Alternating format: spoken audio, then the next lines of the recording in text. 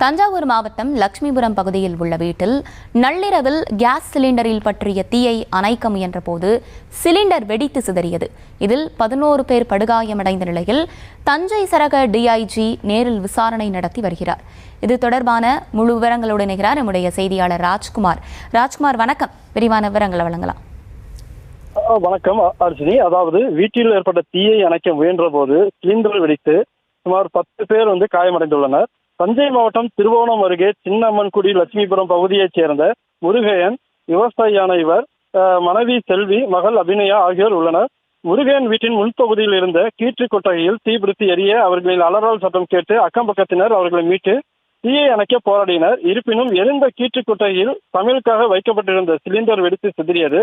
இதில் முருகையன் மனைவி செல்வி, மகள் அபிநயா, தீயை அணைக்க முயன்ற அப்பகுதியைச் சேர்ந்த காசிநாதன், ராஜசேகர், பழனிவேல், வேம்பையன், கலையரசி, புவனேஸ்வரன், செல்வராஜ், காளியம்மாள் உள்ளிட்டோர் காயமடைந்தனர். தகவல் அறிந்து கரமக்குடி தீயணைப்பு நிலைய வீரர்கள் காயமடைந்தவர்களை மீட்டு தஞ்சை மருத்துவக் கல்லூரி மருத்துவமனைக்கு சிகிச்சைக்கு அனுப்பியுள்ளனர்.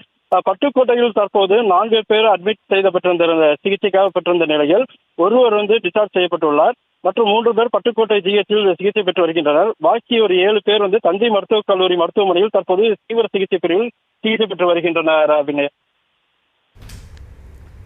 விவரங்களுக்கு நன்றி ராஜ்குமார்.